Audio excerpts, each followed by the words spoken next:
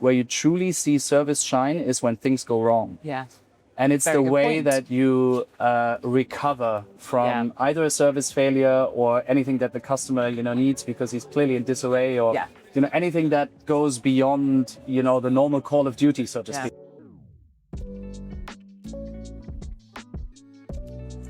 I'm Carla Buzasi, CEO of WGSN, and this is the Lives of Tomorrow podcast. Now, the world of luxury has changed exponentially over the past few years. Spending on traditional luxury goods have been declining in some parts of the world, and we're seeing this huge resurgence in luxury travel. So to join me today, I have a man who knows an awful lot about this. So Alex Schellenberger, Chief Brand and Marketing Officer for the Mandarin Oriental. Thank you for appearing on the podcast. I am obsessed with travel. That's my hobby, is researching travel. I spend a lot of time on travel websites, so I'm looking forward to this conversation. Why don't we start? Could you give our listeners a little brief introduction to who you are and what you do? Yeah, of course, and thank you for having me. Thanks for the invite in this wonderful setting. So, my name is Alex Schellenberger. I'm the Chief Brand and Marketing Officer for the Mandarin Oriental Hotel Group. We currently operate 45 hotels globally. That's just under 10,000 keys, more or less. And basically what my job entails, is on the one hand side, to continue to elevate the brand. The brand, of course, is built on very strong fundamentals, is a very historic brand built on heritage. Actually, we look at the Oriental in Bangkok, 150 years this year, 1876. And the brand overall was created out of the fusion from Hong Kong, the Mandarin, opened in 1963, and the Oriental opened in 1876. And in 1974, they both came together to form the Mandarin Oriental brand. Wow. So we're building on very strong fundamentals. So my job is to continuously elevate. The second job is, of course, as we accelerate our expansion, to maintain, the guest experience and the brand perception overall, because, of course, one of the potential dangers of accelerating could be that you lose especially the really great human empathy and warmth that the brand currently radiates. Yeah. So that, I would say, is job number two. And then number three is obviously activating the brand across all the different funnel stages and making sure that the brand creates awareness with that top luxury tier customer. So why don't we start a little bit about that challenge then? Because lots of us love the idea of kind of buying into either a family brand or a heritage brand, something that feels bespoke, bijou, kind of very personal.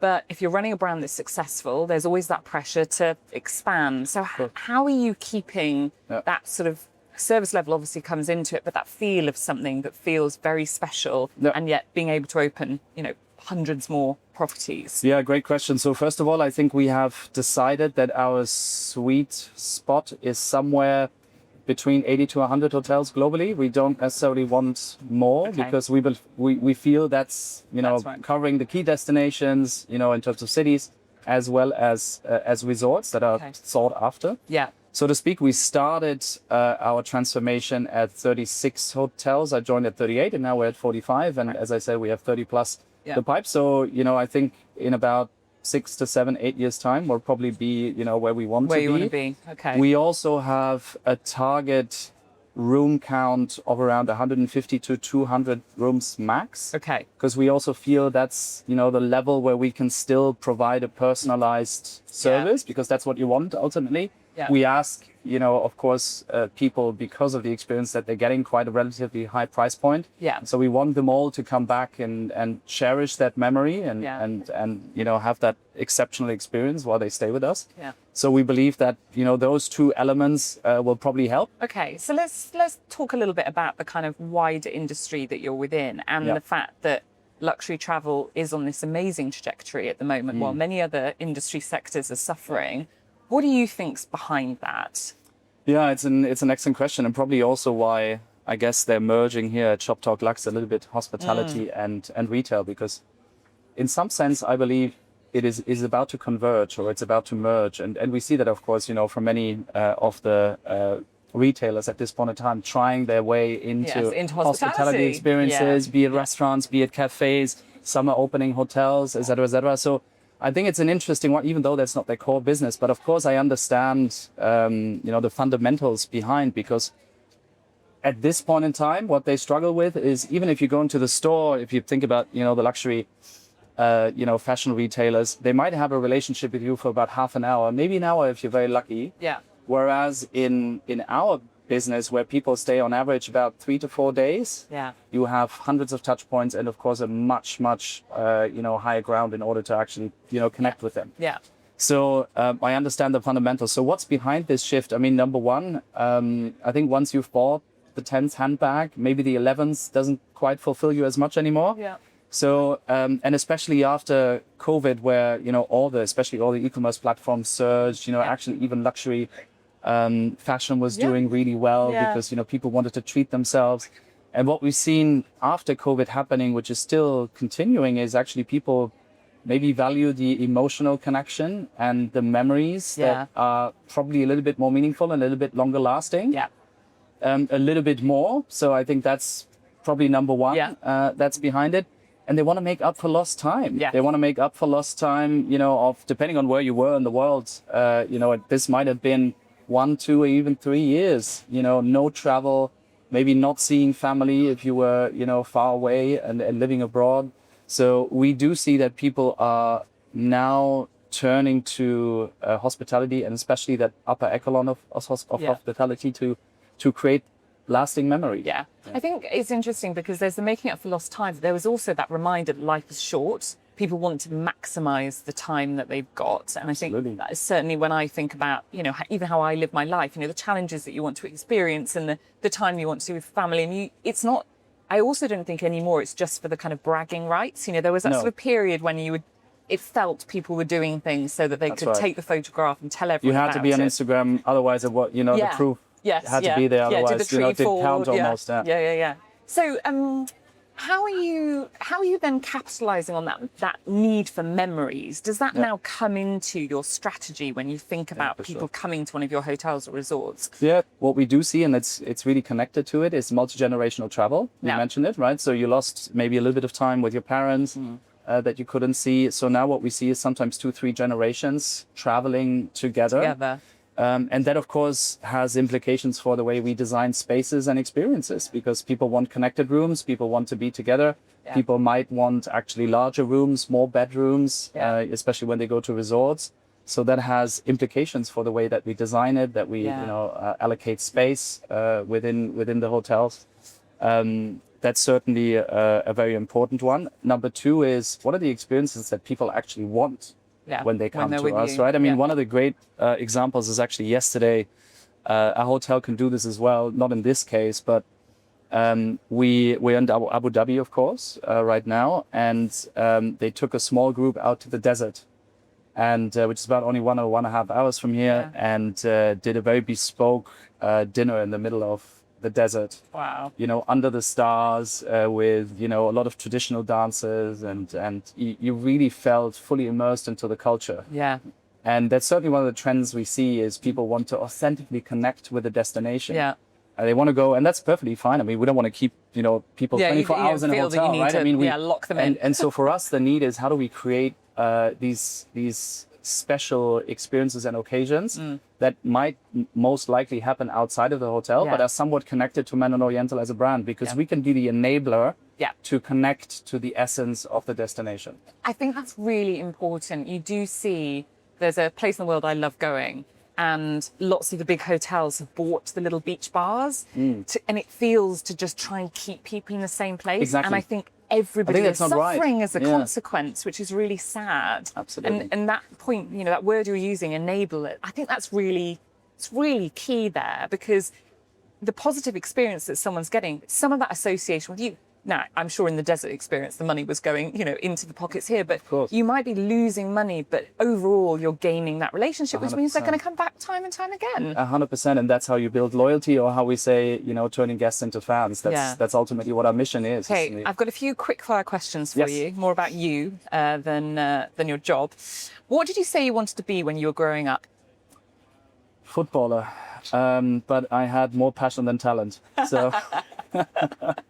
What's your most frequently used app? Instagram or LinkedIn. Your favorite AI tool? So we use Copilot internally, Okay. and we've rolled that out only last year in, I think, November or December. It's actually improved my life a lot.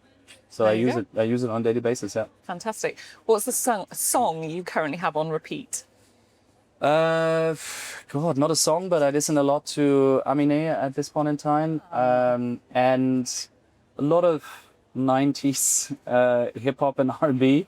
So You always so find out something about people when you ask them this yeah, question. yeah, it's I don't know. It connects me back to my youth, I think. Yeah, yeah, it makes you feel young again. Yes. What was the last thing you ticked off your bucket list? New Zealand camper van trip last year for Chinese New Year Amazing. with my kids and my wife. Yeah, it was incredible. New Zealand's a South very Island, cool yeah, place. incredible.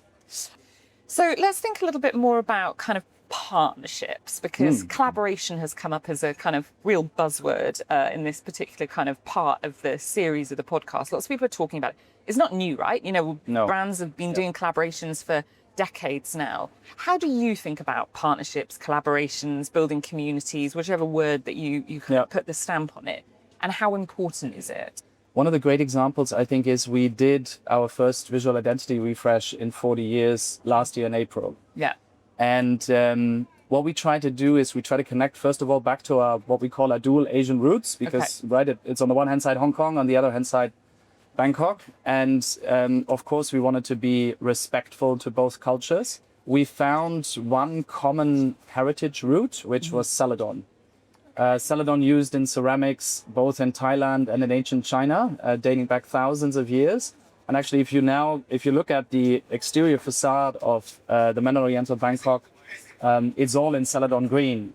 And a lot of the China and pottery, in Hong Kong is Celadon green. So we felt this was very respectful of the heritage, yet very contemporary in the way that we express the brand. Why that is important is, in order to then also manifest it into popular culture, we partnered with Pantone. Okay. And created a very bespoke Celadon green, Mandarin Oriental Celadon green, together with Pantone, which is an actual color that you can now paint your house with, if that's what you want to do. And going beyond that, we had, a series of nice activations and produced content, and, always kept a little bit playful. Yeah. So partnerships for sure is an important vehicle. We have 2 merchandising partnerships that we're about to launch. Actually 3, 2 of them for the celebration of Mandarin Oriental 150th in Bangkok, 1 for Mandarin Oriental Lutetia in Paris. Okay. And so partnerships remain critical because it gives the brand a little bit of Well, of it's something an to edge. talk about, right? Yeah. And it's sort of, I think it adds maybe a different emotional layer because people will be coming to it with a different sort of personal background, or they'll have feelings about that. There's another kind of, I guess, tightrope that you've sort of touched upon there, which is, how do you, with a brand that has this heritage and this legacy, stay modern and vibrant and attract a new generation of consumers? How do you balance those two things? Yeah, we put innovation at the heart of our transformation. So it's a brand-led, guest-centric transformation. But we said, we also have to, because I would say maybe the hospitality industry is not exactly great at innovating. Yeah. So one of the things that we have just completed actually is a full data backend consolidation. What that means, very fancy word, but what that means is basically you might have had different experiences in different Mandarin Orientals around the world. Yeah. You might have had a restaurant experience and you booked through an email. You might have had a spa experience, which you booked through your telephone. You might have had a room experience. Now, unfortunately, the way that the industry had grown was none of the systems spoke to each other. Right. Meaning everything was a different software. You had SpaSoft for the spa. You had 7 rooms for the restaurants or F&B. You had HMS for the room bookings, et cetera, and we had like probably 7 different profiles of you as a person. Oh wow, okay. What that means is we couldn't build a profile around your preferences, behaviors, likes, to actually personalize your stay. And I think the fundamental truth that lies behind it is everyone loves to be recognized. Right? It's the best feeling in the world. It's the best feeling when you in the world. arrive in a hotel and everybody's like, it's so good to see you back. You arrive at the breakfast. Is it your usual flat white in the morning? Yeah. Et cetera, et cetera. There's, and of course, what we've done with that, we put all the data in the data lake. synchronized into one profile that is now clean, that the colleagues all around the world are updating as we go along. And that is universal across the globe. So no matter whether you stay here or you go to London, people will know what your preferences are and what you want. And even from the amenities in the room, you know, what you like, what you have touched in terms of, you know, the things, the little surprises that make the stay memorable. So they can, you know, hopefully learn from that and you know, personalize it better. I think it's so important. I stayed at a hotel. I can still remember it was quite a few years ago, probably pre-COVID. And we booked one night, I think it was the first week of December, and then one night the second week of December. They're probably using up annual leave. Got there the first time, got checked in, and then went back the second week. And the same person said to me, and clearly had read it from the script, "Hi, how are you? How was your journey? Have you stayed here before?"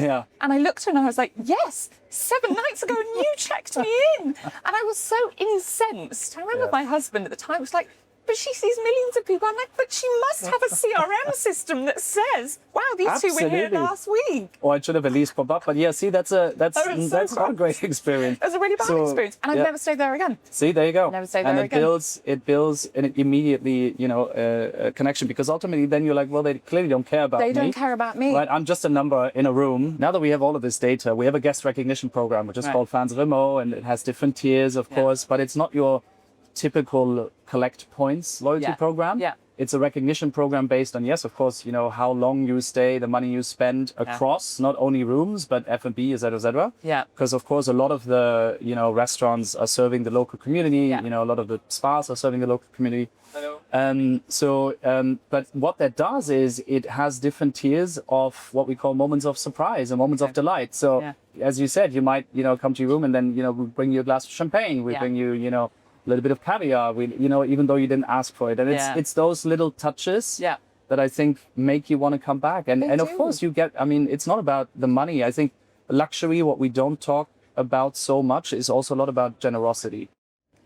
Can I talk about levels of service when it comes to generations? We're quite obsessed with this at the moment at WGSN, because we believe, I think maybe because I want levels of service to improve, that older generation expected it. That's what happened. Automation has come in. You know, I go to a supermarket now, you can't find a real human being for love nor money. Do you tailor things to generations, or is it we want everybody to feel like they get amazing service? Yeah, it's an excellent question. So let's maybe start with what we do have very deeply embedded into even the training is a level of service culture that is universal. So we have 11 service pillars that we train on a daily basis. So every morning, you know, the different team leads on property and in the hotel pull their team together, and by random they could, you know, ask someone about service pillar 5, and you know, they would need to be able to recite what that means and, you know, an action point on how they would be able to, you know, do that in a real life situation. And at the same time, we empower people as well to solve, you know, potential I don't know, situations that might have not gone ideal, right? Because actually more often than not, interestingly, is you stay at a luxury hotel, yes, I mean, you might have a, you know, beautiful experience, but where you truly see service shine is when things go wrong. And it's the way that you recover from either a service failure or anything that the customer, you know, needs because he's clearly in disarray, or, you know, anything that goes beyond, you know, the normal call of duty, so to speak. And we do a lot of training when it comes to that as well. So, you know, and how we empower people to actually then recover. Because the worst thing that you can do is you leave it unsolved, and, you know, then the person goes back grumbling and, you know, ultimately might never come back, or, you know, have a bad experience depending on, you know, what it's like. So that's number one.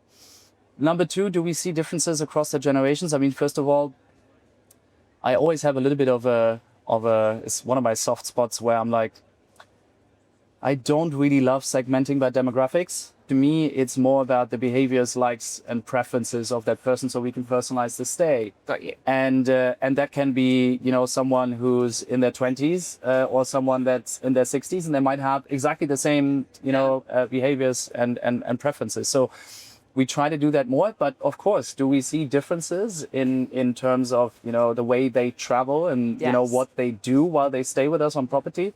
For sure, 100%. As you said, the older generation, maybe, you know, 55, 60 plus, probably more the traditional kind of, service that, Yeah. people More are of used a white glove service, maybe. Exactly, more of a white glove, maybe a Michelin star restaurant, et cetera, et cetera. Whereas the younger generation, maybe more communal. Right. They really want the human touch.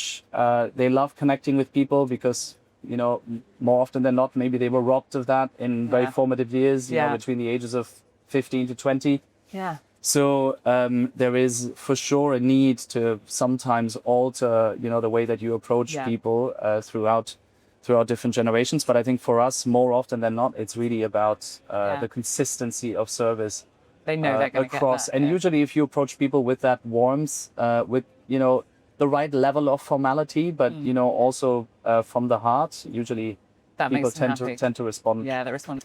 Okay, so we'll look more to the future now and sort of get some of your predictions. Are there aspects of travel, luxury travel specifically, that you see differing per generation? Yeah, for sure. I mean, first of all, I think the way they book, right? So by geography. So the US, which still makes up the largest amount of value in terms of luxury for anyone, for any brand, for luxury travelers, still mostly use travel agents, physical travel agents. I did not to know book. that. Yeah, which is very Really? interesting. So it's a very US specific thing to do. Okay. Which also means that, of course, we connect, regularly with these travel agents. So that's number one. But I would say that the younger generation is much more prone to using, digital tools and, of course, AI now. We haven't talked about AI yet, but that's, of course, one of the big things for everyone, I think. Yeah. But even for us, because what happens right now, at least, is they don't necessarily use it to book, but they use it for their trip planning. Right. Okay. So, build me, the perfect itinerary exactly, for Greece. And, then and AI you need will to help be them. showing up in that kind of search. Exactly. So I think it's more about, how do we make sure that we actually show up in these destination searches. So one of the things that I love about that as a former journalist is that it's actually giving more kind of credit to, I was going to say old school media, but not necessarily old school media, but media that matters, and potentially maybe balancing out some of the influencer influence 100%, I on agree. people's travel trips. Because it comes back to the content and the conversations, because that's ultimately also what the AI captures, right? It's a lot of Reddit, for example, so it's conversations about you as a brand, positive conversations about you as a brand. Yeah. But it's also then down to us, and part of my job, to make sure that these conversations are being held in the right way, and so that we do show up in those searches. But that's definitely one. Another one is there is a bit of a generational divide, I would say, when it comes to wellness. Oh yes, we've definitely got that question coming up. Good. Yeah, let's talk about wellness. So, one of them is this generation drinks less, the younger generation for sure. So there is, we're now moving also into, non-alcoholic mixology in a lot of our bars, and you can get, even fabulous pairings with Michelin star dinners that are all non-alcoholic. So I think that's definitely one of the divides. Are you ripping out bars and putting new gyms in? We're not doing that, no. And interestingly, it's not so much about the gyms either for them. I mean, you do have some, cohorts that I guess, are about performance, but it's mostly about optimization. Yeah. So, right, it's not your, I don't know, Equinox, a crazy, big gym. It's really about optimization. And more often than not, that we also find in the older generation is, and even with the business travelers, I think gone are the days where people go on a business trip and they come back more exhausted than they were before. I think now the expectation is, actually, I also want to look after myself when I'm away. So if I was on your CRM system, it would say, please put a yoga mat in her room. So I will always try and do that, because if I've got really 100%. Limited time, I just want to do a very quick body weight strength workout. And you will have one here already in your room, because we do see that more often than not. So 100%. And it's about nutrition optimization at the same time, right? Yeah. So make sure that what you eat when you're away is, not necessarily detrimental to your health. So the forecast at the moment is that luxury tourism and hospitality is going to go faster than any other travel segment. Yep. How are you thinking about how you make the most of that opportunity? There are new hotels in the pipeline, those kind of things, but obviously you want to be kind of front of mind when it comes to that growth. No, 100%. I mean, if we look at data, this is, I think, Skift that said it, but ultimately by 2032, the luxury travel sector is poised to more than double, from 160 to 370 billion, roughly. So huge growth, which also means that there is a lot of demand, because some people might say, well, are you not really accelerating too quickly and demand is not going to keep up? Well, clearly demand is there. Yeah. And that's just us, right? I mean, our competitors are also, of course, have woken up to the opportunity and are clearly also bold and aggressive. Yeah. So we want to get our fair share, or more than our fair share, of that growth, and which is also why we have, the pipeline that we have, and are quite happy with it. The other thing that I would say is, it's almost become a non-negotiable for people to go on trips. I agree, they might not spend on other non-discretionary items. Yeah. They might even downgrade the way they get to a certain destination, but where they stay and how they stay remains absolutely critical, and they won't make a lot of concessions. So, and that's, of course, what we need to do. So our job overall as a company is to reach that level of luxury and service that people expect. For the price point. My next question on my list, actually, we've kind of covered a little bit, but let's go back there again, which is, how do you combine the possibilities with AI with the human touch? Because so much we've talked about is that service level, the training that you give your staff. But there are these great opportunities with AI. You've rolled up Copilot. So how do you get those two things to coexist? Yeah, absolutely. I think, and it's interesting because everybody is in the same position in a way, right? That we're trying to figure this out. The way we see AI for now is it should always support the staff on property as well for us in corporate. Yeah. Ideally on property, so that they can have more time physically with the guests staying at the hotel. Okay. So it should, for example, every GM under the sun in any brand does a morning meeting where he rallies up all of his department's hats. And they look at who's arriving, who's departing, any thing that might have happened overnight, etc., etc. They look at revenue. They look at all of the different departments across. It's all still, I mean, we're in the process of optimizing it, but this should be done by AI. Yeah. This doesn't have to be, done by human manually anymore, right? Yeah. So that frees up time for people to actually spend on more meaningful things. We see it as a huge enabler. And then, of course, we have, I think, identified 150 use cases across the group. Yeah. Anything from generating content and assets, and brands, to actually helping to drive performance on property, anticipate revenue forecasts, et cetera. So there's a wide array where AI will be. And at a pretty granular level, if you've got those use cases already mapped out, that's really interesting. It's amazing. Thank you so much. It's been a really wonderful conversation. Yeah, thank you. We very much enjoyed, recording these podcasts in the grounds of your beautiful hotel. So maybe this should become a series. We'll do the next one. We'll do the next one in some gardens elsewhere. Mandarin Oriental podcast all around the world. Amazing. Thank you so much. Thank you so much. Really Thanks very much. appreciate it. Thanks for everyone for listening. Thank you. Fantastic. So that's a wrap. All part of our series on luxury. It's part of Lives of Tomorrow. I'll be back in a few weeks' time.